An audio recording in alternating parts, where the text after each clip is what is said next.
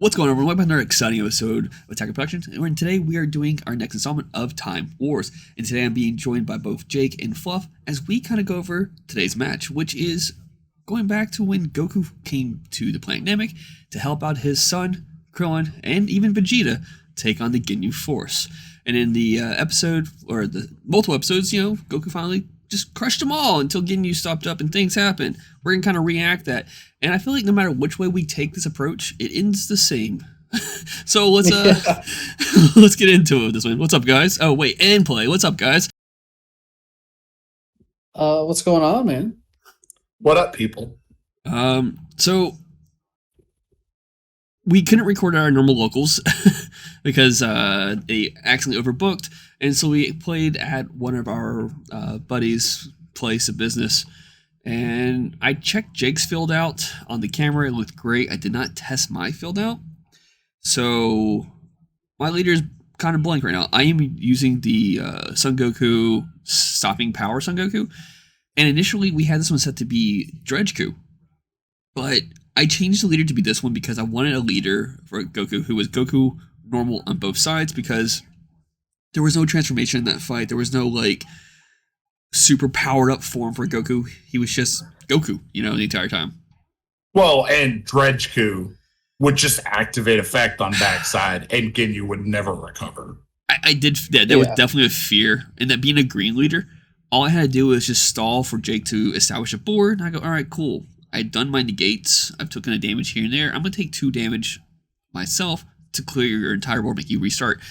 But Ginyu has the ability to kind of, it doesn't need its hand to play. It kind of does things to set itself up to kind of play the cards from its deck, which is very strong and helps out a lot in the type of matchups. Yeah, it's also a deck that kind of just builds itself when it comes to this type of format. You pick whatever. It was like a bottle cap. That was a bottle cap. It looked like a bug at first. I had to clarify that. It really looked like a bug, but that was a bottle cap rolling across your screen right there. But yeah, this Ginyu deck, you basically just think about who was there on Planet Namek. You jam everything that's relevant for the archetype together, and then you play like 5 or 6 negates, and the deck is just done for you. But so this is probably the most on-theme deck that I have played in the event so far, and this is also probably the deck I have the most experience with. And speaking real quick, I always forget to mention it. We're not playing Secret Rares, and like Jake says, we're trying to keep as on theme as possible. And for my particular deck, it is filled with Krillins, Vegetas, and Gokus, and Gohans. And then I incorporate 2 other cards. And the mindset there was they kind of helped Goku push himself to get stronger as he got older. They also benefit 2 other cards in the deck, so they kind of go well that way. But even though I play Unison, I don't play Frieza because they don't like Frieza. Speaking of negates. Yeah, that's a pretty good one. And that is this arc, that is Krillin and Gohan getting their potential unleash from the Grand Elder. So that happened either during this arc or like right before it. So it was right before it. I think it was right before it, yeah. Because Frieza has all the Dragon Balls at this point in the show. Yeah. And this birder is just so good for doing exactly what this Ginyu deck wants to do. Here I'm just kind of deciding the order of how I want my draws to go. And you get to play it for 2. You can attack with it. It's got block, or it'll restand at the end of your turn, and you get to look at the top 3 and rearrange them. And you could even move them all to the bottom if you want. So good piece. I will say for newer players, this is one of those decks you got to pick up fast, or at least this interaction. Being able to manipulate the top 3 cards, you have to factor in your turn draw, and then your leader effect right afterwards. So, like, if you're in your turn, you want to make sure the second card is the card you are going to reveal with your leader. Yeah, you don't want to put depending on where you are in the game, you don't want to put a card that you can't cast off the top right when you're about to attack, or you don't want to put that card on top and then draw it when your turn starts. So there's a little bit to think about there. I've always felt like this Ginyu engine was one of the best oiled engines up until AOD came out. Which AOD might have come out before the Ginyu leader. I can't remember, but Yeah, but I don't think it really got to full power until the leader came out, which is a little bit after this. yeah, yeah. But I always thought that like the Ginyu deck was just so well oiled. Like if it goes off hard. Yeah, that's such a good card for this deck, and I know it's a card I have to take care of as soon as possible. Goldu, is that his name? It's been a bit. Yeah. Yeah, it's cool though. He's really good because he'll help you arrange the top cards of your deck however you want. And if you don't know, this Ginyu has an alternative awaken where if you have the four members, Jace, Raccoon, Goldo, and Birder in play, you can awaken early and draw two cards. So that's kind of like the main thing I'm going for here is to build a board, put a little pressure on you with this crit unison. And I think here I was just like, God damn, man, I'm getting dormant to the left and right. I was able to see two of the dormants I was playing very early on, which was nice. Because Lucky for oh, sorry. I was gonna say because in this matchup, I know your deck can get very wide, and because in this, I think from this point on, I think a lot of decks become different colors for different colors, but we have green on green, so also you have the ability to have dormant as well. And just having something to clear the board is always good, especially in a deck that can pick up steam really quickly.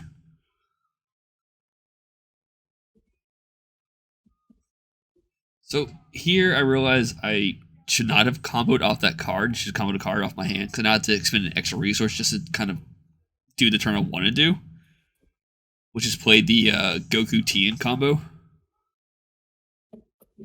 from Evolution Booster, I think it is. Yeah, it's from Battle Evolution Booster. Although this Krillin's not a bad card to cast if you have to cast a one drop. It searches top 7 or 5 cards for a green Saiyan, which works out great. And ideally, the card I'm trying to search for is a Goku to some degree. Because, like, that's the start of this deck. Like, all of the big hitters are my Gokus. I have the Kaio King 5-drop promo Goku. I have this Goku. I have the set 18, I think, Goku.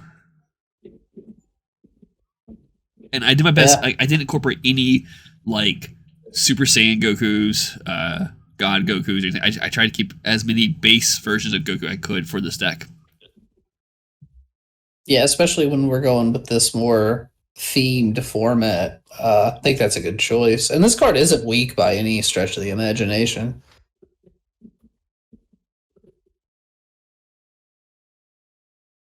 And this leader is one of those, it came out in the period where we're doing Restand 2 energy, which is really nice. So I'm going to be able to just awaken and just get my energy back up to active mode. But I realized after I played Goku, you charge Frieza. And I'm like, crap. He could play Frieza on my Tien. Even though I would be wiping your board, I don't get the triple strike. I don't get the double strike anymore. So I kind of started pushing into Frieza now instead. And truth be told, I was hoping you would block with Birder. Because of Goku's secondary auto. When he KOs a battle card, he gets to restand. Yeah, I didn't really want to have that happen.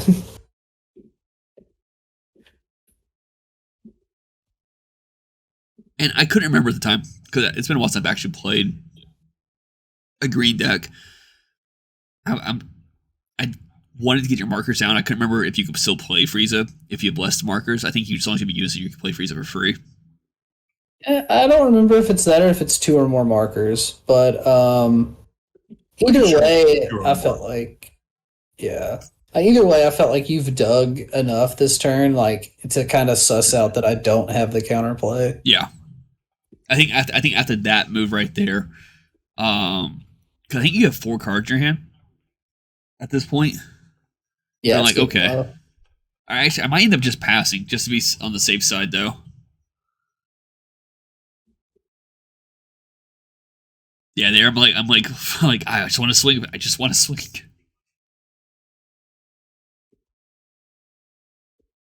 And I'm By the debating. looks of your hand, you've got another combo, so you might Yeah, go in here. I think here I don't want you to get any additional support to your hand. I'm just trying to focus on the unison right now. And I think in our match, you even mentioned like I don't really need, like you don't really need the hand as much as long as you're able to establish your order of your cards top of your deck. You can just whenever you're ready to swing, play a card off that.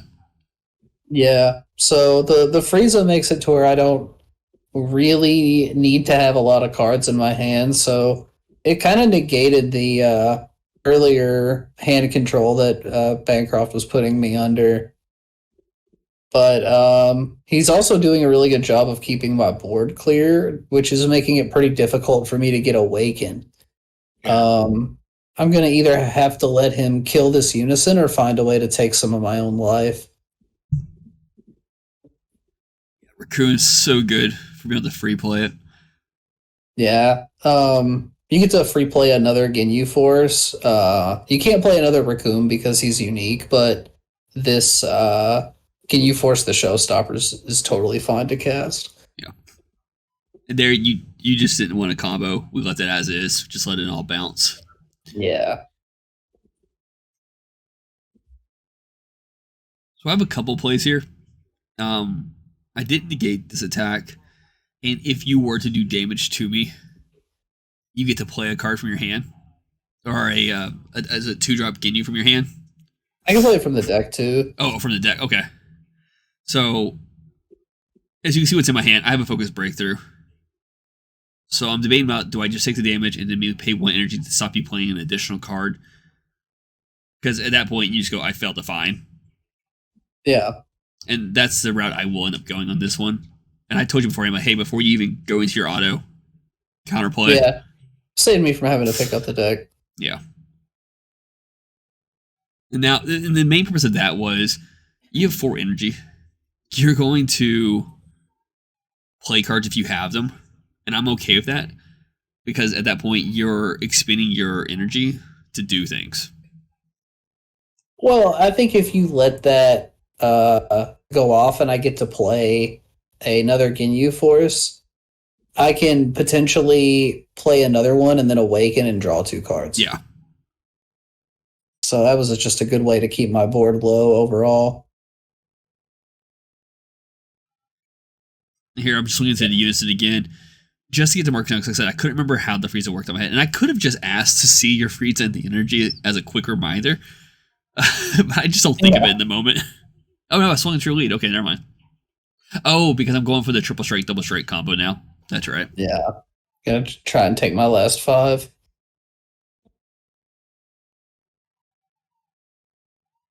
And here I'm just trying to remove additional cards from your hand.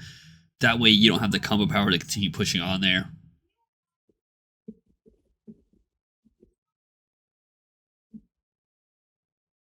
And here comes the Tien.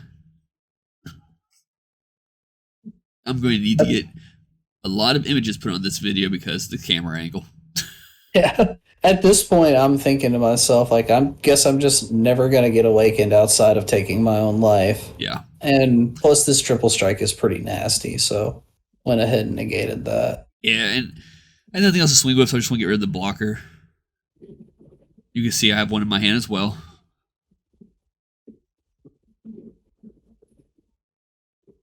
So you're finally able to awaken.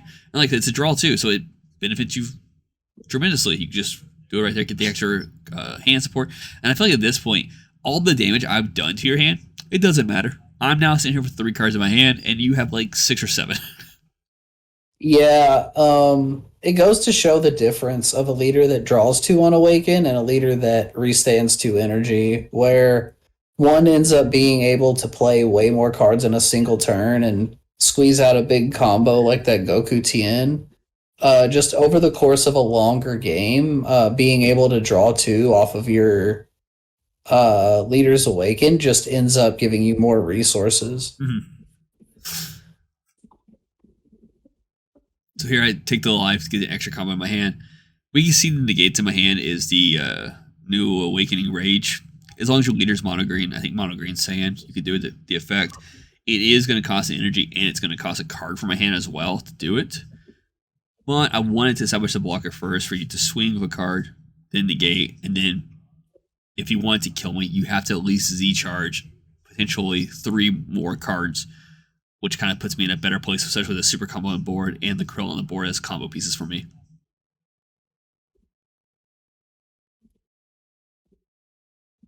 Yeah, and it looks like you went ahead and hung on to your 5-drop in case you do make it through the turn. You've got some way to get pressure. Especially like in a card that's on card in my hand, I get my starting card, so I'll just pay 1 for the Goku, pay 1 to boost it during battle, in case you don't negate it. Here, I think you're just trying to figure out like the correct way you wanted to do this push. Yeah. Unfortunately, I'm going to have to Z-charge here, but I'm just trying to dig the block out at this point, and a crit swing is a good way to do it.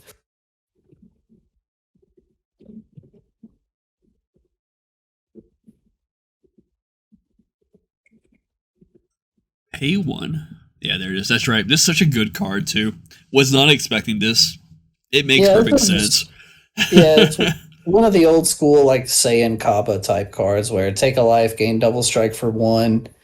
These were really cards like 49 and 50 when I was putting the deck together. I was like, wow, I really have no turn 1 play outside of Chilai. So this was just something else to potentially play on turn 1, but didn't happen to draw it until the late game. So ends up coming up pretty good here. Yeah, it's very clutch because like as soon as you play, I'm like, that's the double strike one, take a life, right? And you're like, yeah. I'm like, alrighty, let's see what we can do. And you go from 15. You gotta risk it for the biscuit here, right?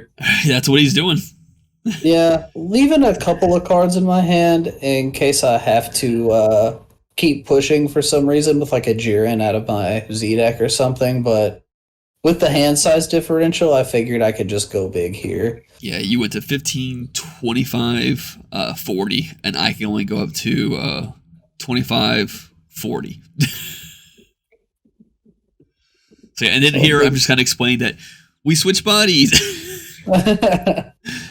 So as I said, like it didn't matter who won this match, it's still the same. Goku overpowers Ginyu to a point where he has to switch bodies, or Ginyu, in order to take the victory, he switches bodies. Like it works out the same. Thanks for tuning on. I said tuning on. Thanks for tuning in. Keep minders, buttons, links, check them out, and bye. And for our next match.